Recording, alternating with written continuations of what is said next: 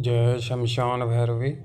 तो चलिए आपको बताते हैं एक बहुत ही बेहतर नायाब शक्ति की साधना के विषय में, जिसका नाम गुलाबोपरी है। यह मात्र एक दिन की साधना रहती है और बहुत ही आसानी से सौम्य रूप से यह शक्ति साधना सिद्ध होती है और दुनिया विहार के हर एक कार्य को यह कर सकती है। और बात रहती है अगर सटीक की, तो बहुत ही सटीक नंबर यह अपने साधक को प्रदान करती है। कोई भी स्त्री पुरुष इस साधना को कर सकते हैं। और एक बात पहले ही सुनिश्चित कर देते हैं कि जो हम साधना बता रहे हैं वो गुलाबोपरी की है, जो कि एक दिन की साधना है।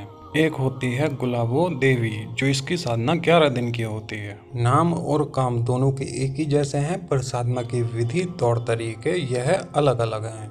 तो किसी के मन में भी यह संशय ना आवे कि यह गुलाबो देवी की साधना है, यह संशय अपने मन में ना लावे। यह गुलाबोपरी की साधना हम बता रहे हैं, जो कि एक दिन में सिद्ध होती है। तो अब इसकी विशेषताओं के विषय में थोड़ा कुछ बता देते हैं। गुलाबोपरी का जो सौंदर्य है, देखने में बहुत ही आकर्षक दिखती है। सौंदर्यपूर्ण यह शक्ति है, काफ़ी आकर्षक स्वभाव की होती है। और जो इसका शरीर है, उससे गुलाब के पुष्प की महक को, सुगंध को साधक अनुभव कर सकता है। पुरुष साधक इसको पत्नी, प्रेमिका, मित्र तीनों रूप में सिद्ध कर सकते हैं, और जो स्त्री साधक हैं वह इसको मित्र रूप में सिद्ध कर सकते हैं। यह गुलाबो देवी की तरह ही अपने साधक को सटीक सट्टा अंक प्राप्त कराती है, लॉटरी दड़े सट्टे के नंबर देती है। और इसके साथ साथ साधक इससे अपने भूत, भविष्य, वर्तमान की जानकारी ले सकता है। साधक इससे चोरी चकारी का भी पता लगा सकता है, और जैसे किसी पर तंत्र हो जाता है तो किसने किया है उसका भी पता लगा सकता है। कैसे दूर होगा वह भी पता कर सकता है। किसी की भी खबर को मंगा सकता है, दूर देश की खबर को भी प्राप्त कर सकता है। इसके साथ साथ यह अपने साधक के लिए बहुत ही उच्च कोटि का वशीकरण भी करती है। साधक या साधिका इसके द्वारा किसी का भी वशीकरण करके, उसको वशीकृत करके अपने मन मुताबिक कोई भी कार्य करा सकता है। साधक को उसके व्यापार में, अगर इसका साधक व्यापारी है तो बहुत ही असीमित लाभ उसको प्राप्त कराती है। और किसी का देखिए अगर कोर्ट कचहरी का मसला चल रहा हो तो उसको भी दूर करती है। और न केवल ये कोर्ट कचहरी के विवादों को सुलझाती है, अपितु उसमें विजय भी दिलवाती है। साधक या साधिका इसके द्वारा बहुत से दिव्य तंत्र इत्यादि सीख सकते हैं।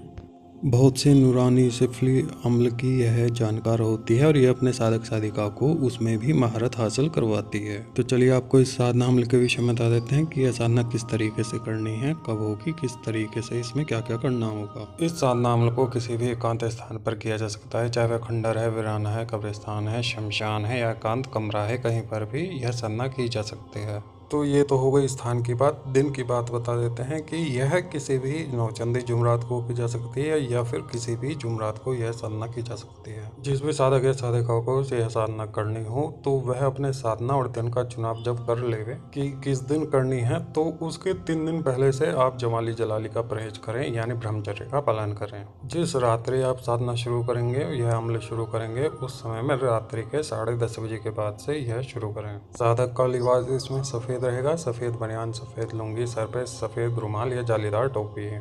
साधना स्थान पर लोबान की धुनी करने के पश्चात साधक अपना पश्चिम मुख करके अपना आसन डाल के बैठे। आसन में सफेद रंग का लेवे या फिर जानमाज ले लेवे।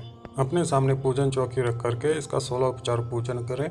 दिया इसमें चमेली का होगा, पुष्पमाला इसमें गुलाब की होगी, धूप और इत्र भी इसमें गुलाब के रहेंगे, और भोग में आप इसको सफेद मिठाई रखेंगे। सभी पूजन अच्छे से हो जाने के पश्चात इसके बाद आप इस साधना का अमल का नियत करेंगे, यानी संकल्प लेंगे। संकल्प कर लेने के पश्चात आप अपने इष्ट, कुल देवी देवता, और फिर उसके पश्चात अगर आपके पास गुरु मंत्र है तो उसका, इन सभी का एक एक माला मंत्र जाप करेंगे। और फिर उसके बाद इस साधना अमल का जो मूल मंत्र है उसका 5 माला जप करेंगे। जप माला जो इसमें रहेगी वह आपके सफेद हकीक की होगी।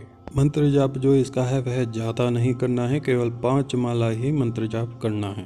पहली माला जप के पश्चात ही आपको कुछ झिलमिली रोशनी सी आपके आज्ञा चक्र पर आपको दिखने लगेगी, और तीसरी और चौथी माला पर आपको थोड़ा गर्मी का एहसास अपने शरीर पर हो सकता है। और जब आपकी 5वीं माला चल रही होगी तो आपका शरीर को ठंडक का अनुभव होगा।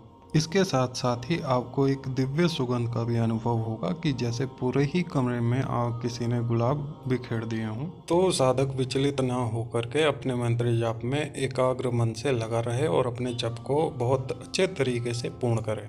जब पूर्ण हो जाने के पश्चात जब साधक अपनी आंखें खोल करके देखता है तो यह हंसती खिलखिलाती सामने खड़ी होती है। तो साधक इससे अपनी शर्तें बांध ले, यानी 3 वचन कर ले वे अपने।